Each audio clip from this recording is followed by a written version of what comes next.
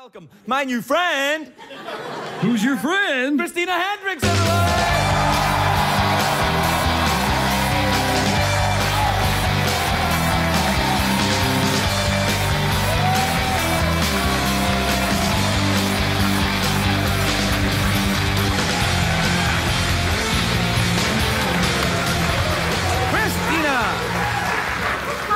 Lovely to finally meet you. Look sensational, may I say. Well, thank you. No, you look great. I love your dress and everything else. Thank you. No, you. Hey, I was thinking. I hope you don't mind this. I was thinking of dyeing my hair. And I was thinking of going red. Is that your natural hair color? No, I'm actually almost exactly your No color. way. Yeah. You don't have gray hair. You know, it's been red so long. I'm not sure what's happening under there, but I wouldn't be surprised if there was a few white hairs coming in at this point. Have you taken on the qualities of red-haired people? Are you cautious with money? And it's a joke. Relax. I was doing a photo shoot the other day, and they said, you know, we really want it to be really natural and show our freckles. And I was like, I'm not a real redhead. I don't have freckles. No. Freckles are where... No. Freckles are where red-haired people store the souls of their victims. Joe!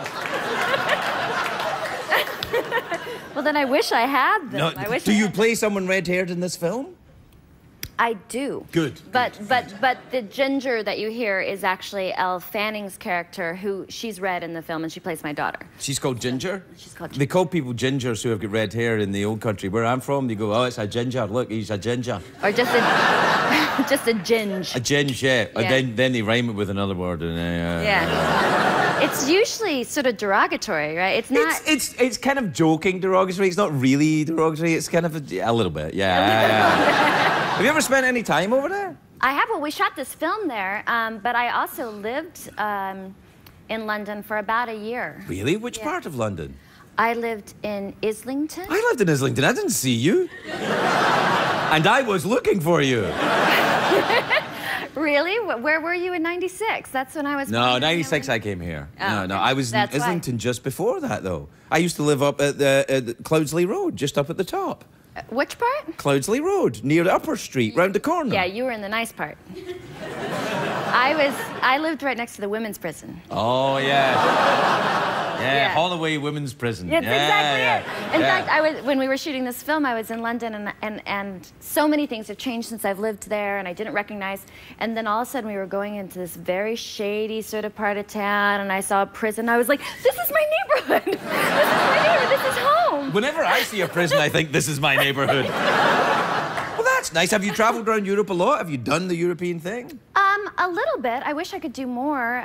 You know, I've done the larger cities and things, you know, Paris and Milan and things like that. Yeah. What about South As you do. Yeah, no, you do. You can if you want. What about South America? You ever been there? I have never been, and I'm No, dying have to I. go. Would you eat guinea pig? Yeah. Really? Are you an adventurous eater? I don't know if I would eat guinea pig. They serve it like this. I think I would still do it. Really? I think I would draw the line on a nutria. Do you know the nutria? No. Oh, you're gonna want to look this up. Yeah, I am. This is an animal that is rampant in Louisiana, and there's so many of them. It's like a cross between a beaver and a rat. And the teeth are like, speaking of like, it's like, It sounds like a guinea pig to me so far. It's like a larger, nastier, scarier horror film version of a guiney pig. Really? And how do you know about this? Well, my sister-in-law is from New Orleans, and I went to New Orleans, and she said love New Orleans. there was a time that they were trying to manage these critters, and so they were asking all the great chefs like Paul Prudhomme and Emerald and stuff, like, can you cook up the nutria? Guinea pig, right. Cook it up to like get rid of these and stuff, and people were just like, I'm not gonna put that in my mouth.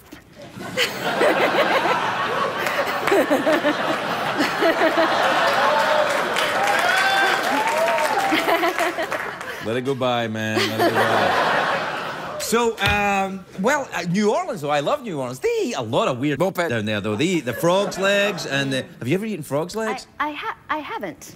I've had alligator, and I would think it would be a similar texture. I don't know. I lifted up the frog's legs to try it, and then I couldn't do it, because they don't just have the legs, it's the whole pants. Yeah. So it's like from the waist, it's not just a frog, it's a frog from the waist down, so, you know. I would think that you would need, because it would be so insignificant, you'd be...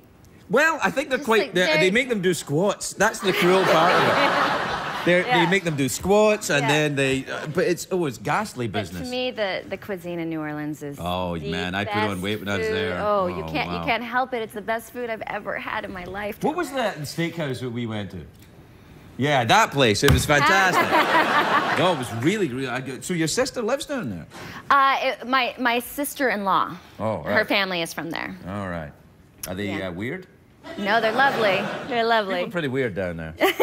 No, I think they are. Genuinely, it's a little strange. I think the veil between, you know, this world and the next is pretty thin in New Orleans. Well, I think New Orleans, unlike most American cities, really is its own thing. They have their own cuisine, their own architecture, their own music. Their own language. Yeah. You know, they got that. It's like a very, very special and unique place. They got that French kind of honey boo-boo thing going on. Yeah. It's sexy. Yeah. It's weird. And all the voodoo. Yeah. What about music? Do you like the music there? Do you enjoy jazz? I love jazz. Do you play a musical instrument? I like a little Zydeco even.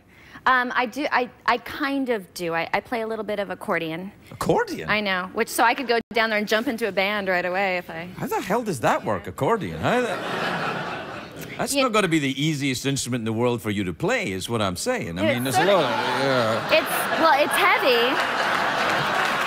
I'm just saying. Okay. Oh, come on.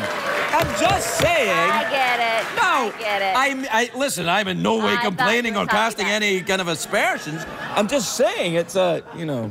Well, technically, it is a very difficult instrument. I know it is.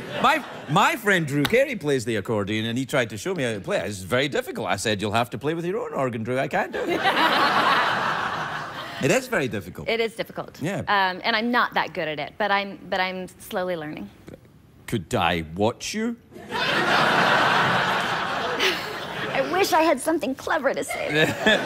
I think that every night of the week, if it's any consolation to you. Anyway, don't worry, we're out of time. Do you,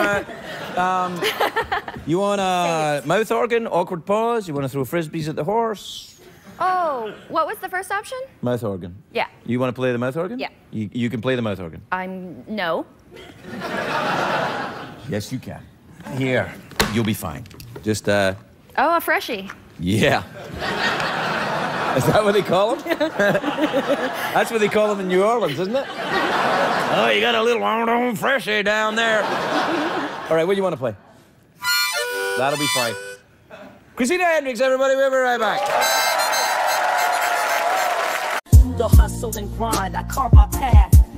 Each step forward, in aftermath. Dreams pulsate within, fueling my fire. With determination ablaze, I never tire. Day by day, I chase the gleam. In the labyrinth of life, I craft my scheme. I'll nurture my aspirations, let them thrive. In the symphony of ambition, I'll strive. Rise up and showcase your might. Show them what ain't fun. They say us take flight. We'll scale the peaks, reach the zenith's height. Together we'll ascend, never falter, never slight. In the face of adversity, we stand tall. With grit and valor, we heed the call. No setback too great, no hurdle too steep. We're the architects of our destiny, the dreamers who leap. So let's rise, let's soar, let's defy the limits imposed, reach for the sky. With unity as our strength and courage as our guide, we'll conquer the horizon, side by side. This gentleman's upstairs breast. Pec area, yeah. Yes. His pectoral muscle. His pectoral muscle, yes. Yeah. I gently stroke that. Who's the gentleman with whose man boob you fell? Chris Evans, who plays Captain America. I don't think he has man boobs, though. He's got firm chestly areas. Well, they were absolutely enormous, though. Yeah. I mean, you know, coming from you, that's a hell of a thing to say. Oh my God.